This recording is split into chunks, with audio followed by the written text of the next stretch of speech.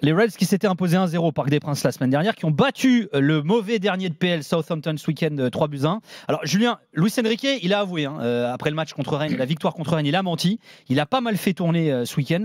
En revanche, Arne Slot, c'est pas trop le cas face au dernier de Premier League.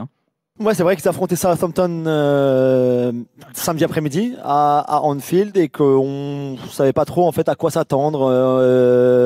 On pensait qu'il y aurait des changements, mais peut-être plus que ce qu'il a fait. Parce qu'au final, par exemple, je pensais que Mo Salah ne jouerait pas à ce match-là, que même l'équipe B de Liverpool, même l'équipe C de Liverpool serait trop forte de toute façon pour une équipe de Southampton qui est pas simplement la pire équipe de la saison là en Première Ligue, c'est une des pires équipes de l'histoire de la Première Ligue. On a rarement vu une équipe aussi faible en Première Ligue avec si peu de points après autant de journées. Donc on pensait beaucoup de rotations, beaucoup de changements.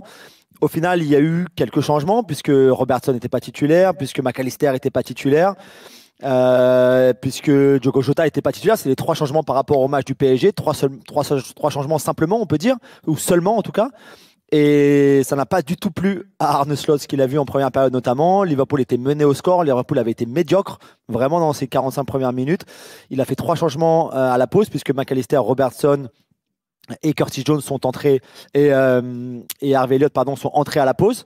Ça a fait une différence. On savait très bien que la seconde période serait meilleure de la part de Liverpool. Ils ont fini par gagner 3-1 sans que la deuxième période soit super non plus. C'était pas génial. Ils ont fait juste ce qu'il fallait pour revenir dans la rencontre et gagner. Mais c'est vrai que c'était pas vraiment, je pense, le match qu'Arne Slot attendait et espérait entre les 2 rencontres contre le PSG. Van Dijk racontait après le match de samedi qu'il n'avait jamais vu Slot aussi en colère et aussi furieux qu'à la pause du match contre Southampton. Et même s'ils ont gagné après, c'est vrai que ça fait un autre match où ils sont peut-être pas à leur meilleur niveau. Donc mercredi contre le PSG, c'était déjà le cas.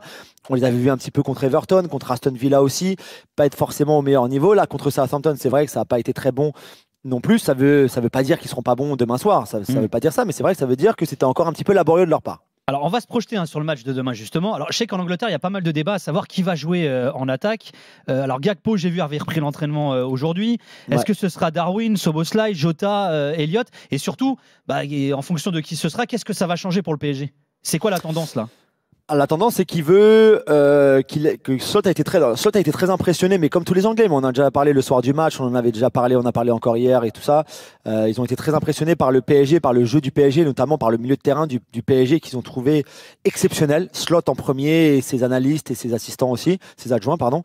Donc ils veulent plus d'intensité et d'agressivité au milieu de terrain. Ça veut dire, selon moi, des changements. Je pense que Szoboszlai est fatigué. On l'a encore vu samedi où il est sorti à la pause. Slot a répété samedi après le match que Szoboszlai était fatigué. Et pourtant, on l'avait dit dans l'avant-match la semaine dernière, mercredi, que Szoboszlai était très important dans la façon, notamment sans ballon, que Liverpool presse.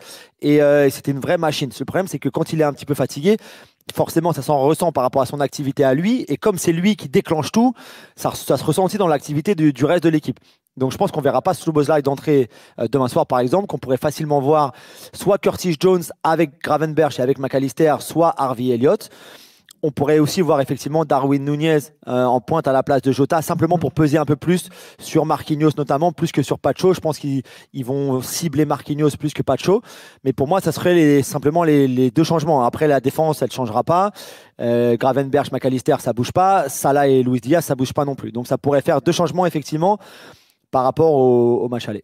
Est-ce que l'ambiance peut jouer, tu penses, demain? On parle souvent d'Anfield, de l'ambiance, etc. Il faut s'attendre à quoi aussi demain pour les Parisiens? Oui, bien sûr, ça va être, c'est particulier, Anfield, quand on n'y a jamais joué notamment, et c'est le cas pour la plupart de ces joueurs-là, je crois. Après, ce sera pas le feu comme si, par exemple, ils avaient perdu 2-0 au match aller, c'était eux qui faisaient la remontada, il fallait absolument aller chercher une victoire 3-0, etc. Là, je pense que ça aurait vraiment été le feu. Demain, ce sera assez fantastique, comme ça l'est très souvent lors des matchs de Coupe d'Europe, de Ligue des Champions, en soirée comme ça. Et tout ça, mais attention, c'est un match qui est un petit peu particulier pour Liverpool quand même. Alors, ils ont un record exceptionnel contre les clubs français en Coupe d'Europe sur les matchs aller-retour, ce qui est indéniable, ça c'est sûr. Mais est-ce que tu attaques beaucoup? En fait, comment tu l'approches cette rencontre? Parce qu'il y a deux choses c'est la question que j'allais te poser. Arne Slot a été impressionné par le PSG à l'aller. Ils se sont fait balader dans le jeu quand même, les Reds. Là, ils vont jouer à domicile. C'est quoi ils mènent 1-0, on va dire, à la mi-temps de cette qualif, de ce 8e de finale. Ils vont faire quoi? Ils vont laisser le jeu? Ils vont la jouer en contre? C'est quoi l'idée?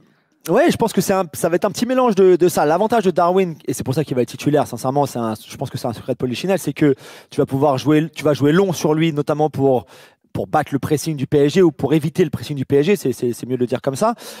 Si tu joues long sur Jota, qui fait 1m40 face à Pacho et Marquinhos, ça sert à rien. Si tu joues long sur Darwin Núñez, même si c'est pas le meilleur dans les airs, ça a déjà plus de poids. D'ailleurs, le but d'Harvey Elliott mercredi soir vient sur un long ballon d'Alisson vers Darwin qui gagne son duel avec Marquinhos. Après, même si toute la défense du PSG est un peu mal placée, ça décale et ça finit en but.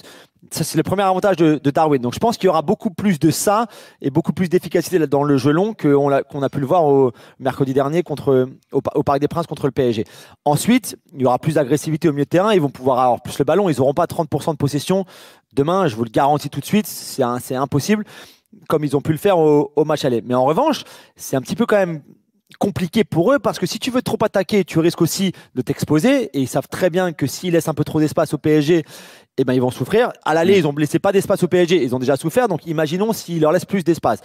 Ensuite, je pense que les Anglais savent très bien que pour que le PSG vienne à Anfield et impose son jeu pour jouer à l'extérieur comme ils ont joué à domicile au Parc mercredi dernier, ce sera pas facile. Il y a très peu d'équipes qui peuvent aller à l'extérieur contre une équipe comme Liverpool et imposer leur style de jeu, imposer leur façon de jouer, leur pressing, leur agressivité et leur contre-pressing. C'est pas donné à tout le monde. Et d'ailleurs, si on regarde sur les dernières années dans tous nos championnats, ça arrive très rarement. Il y a très peu d'équipes qui peuvent aller à l'extérieur jouer comme ils jouent à domicile.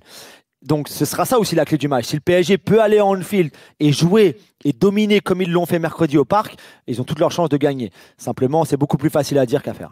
Les gars, on va accueillir Franck, il est supporter des Reds et il nous a appelé au 32-16. Et il est en direct avec vous, les drôles de dames. Salut Franck. Salut à tous. Salut Julien. Salut Franck. Hello Franck, c'est un habitué, hein. On l'a déjà eu plein de fois. Tout à fait. Qui nous appelle du Calvados en plus, magnifique. Ouais, non, mais là je repars, je pars à Liverpool, je prends l'avion demain matin. Ouais, mais t'habites quand même dans le Calvados. Oui, mais une partie, je fais les allers-retours parce que j'ai mon petit-fils qui joue à Liverpool chez les jeunes. Oh, c'est génial ça. Oh, génial. Oui, bah, c'est pas évident, mais bon, ils l'ont accepté, ils l'ont pris quand il a fait ça. Il a quel âge? Voilà. Bah, il a 16 ans, il y a bien le fils de Juju qui joue à Watford. C'est ça, tout à fait. Ouais, après, chacun, c'est pas le même niveau déjà. Enfin, bref.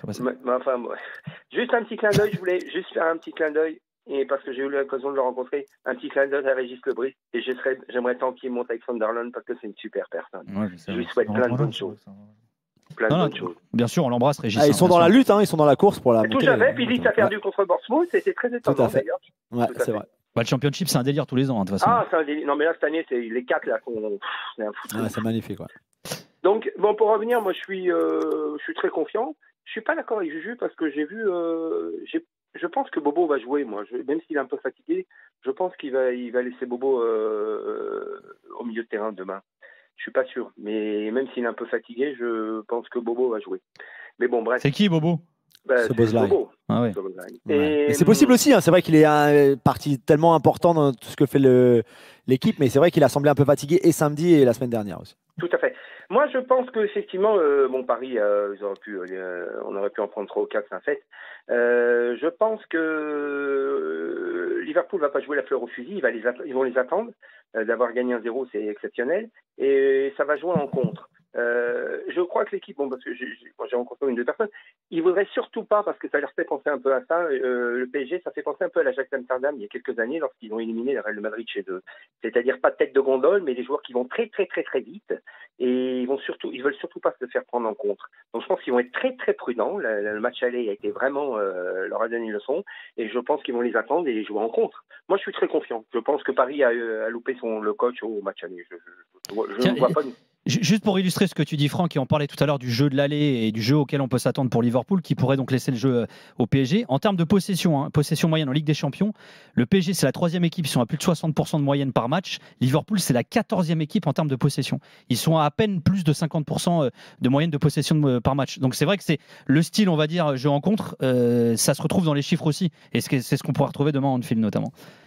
Bon match à toi, Franck, demain en tout cas. Ouais, bon match à toi. Et puis, on se voit là-bas, Francky. Bisous au petit, Franck. Et puis de toute façon, je vais dire un truc. Je suis très très confiant.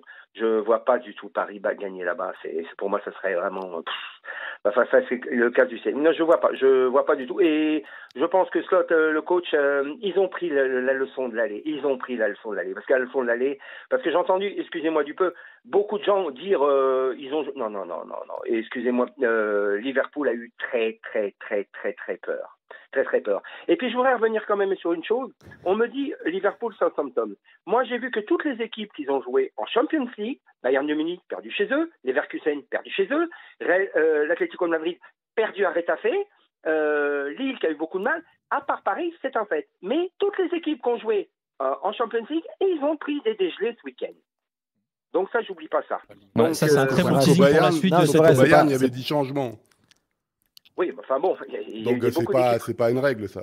C'est pas... Oui, mais Inter enfin a bon, gagné aussi. Leverkusen a perdu chez eux aussi. Oui, mais c'est pareil, il avait fait un turnover.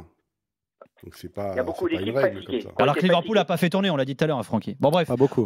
En tout cas, merci Franck d'avoir été avec nous.